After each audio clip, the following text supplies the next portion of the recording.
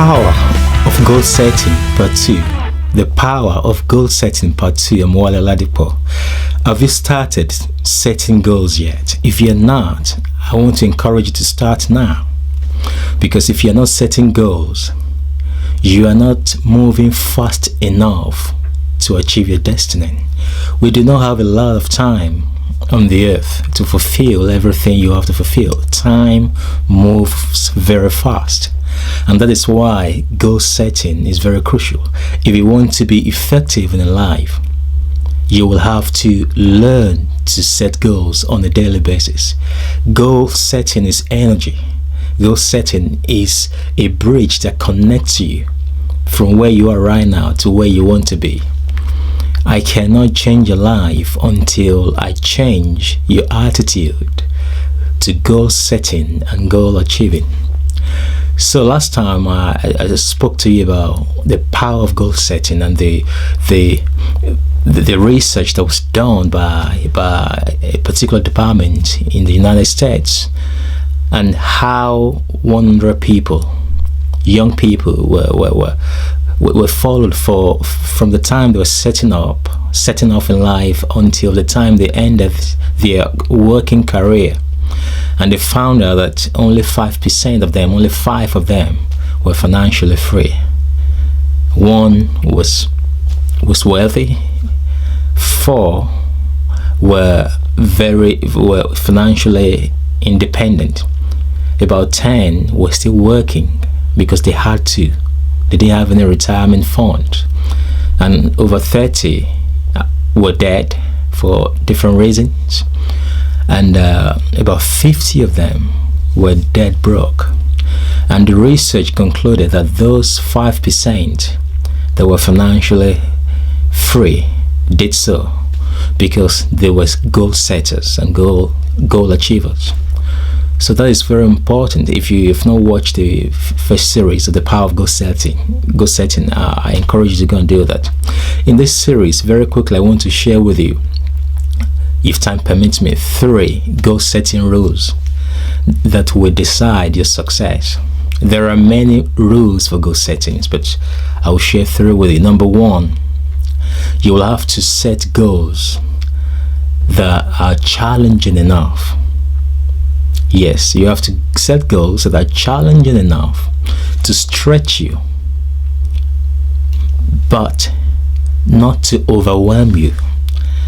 You have to be stretched without being overwhelmed. So make sure you don't set a goal that is too big, that eventually you can't maintain passion to continue it because you are too overwhelmed. I remember a friend of mine wanted to do some exercise and said, listen, I want to jog 10 miles every day, once a week rather.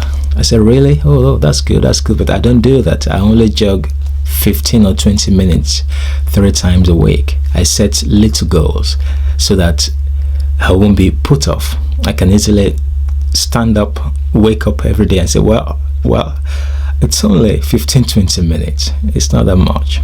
But the burden of waking up and looking at where you have to jog to and thinking, wow, this 10 miles stuff, I can do it today. And before you know it, you are overwhelmed and you quit the discipline.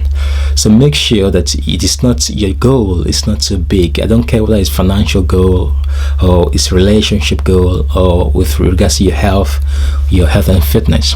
Make sure it is achievable.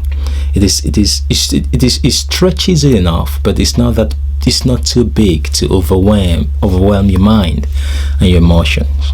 So number 2, set goals that cover your outer and inner needs. Human beings are we are creatures of 2 parts, inner and outer. Visible, what we can see, and what we cannot see, invisible. Spiritual and the physical. I believe that human beings are spiritual beings living in a physical body. So make sure that every single goal that you set reflects the both parts of humanity.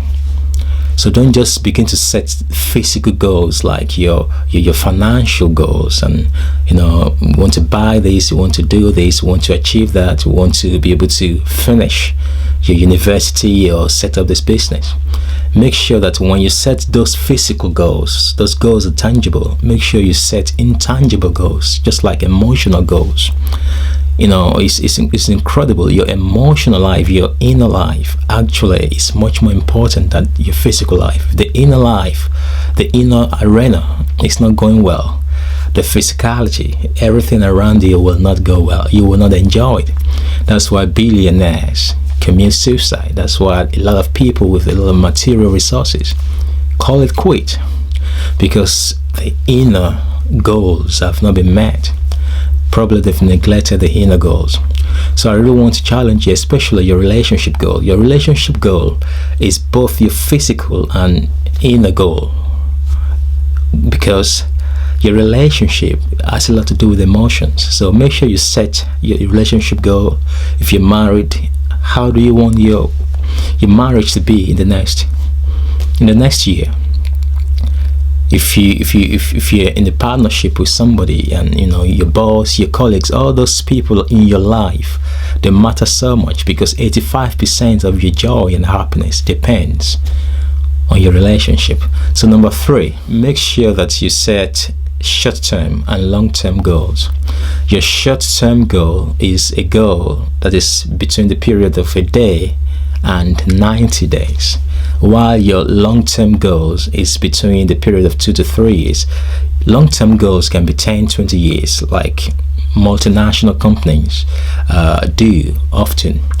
But for your passion, I recommend that you set 2 to 3, up to 5 goals, up to 5 years goals. And I think that works better for me. Even though I have longer goals like 10, 20 years, I figured out what I want to be doing in the next 30 years. But I concentrate on my long-term goals, which is between 2 to 5 years. So those 3 are very key.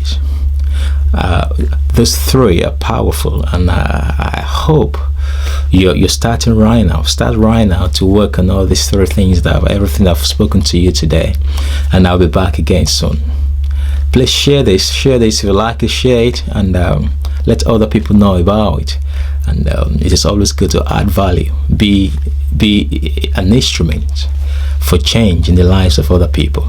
Thank you, and I'll see you again. Bye bye.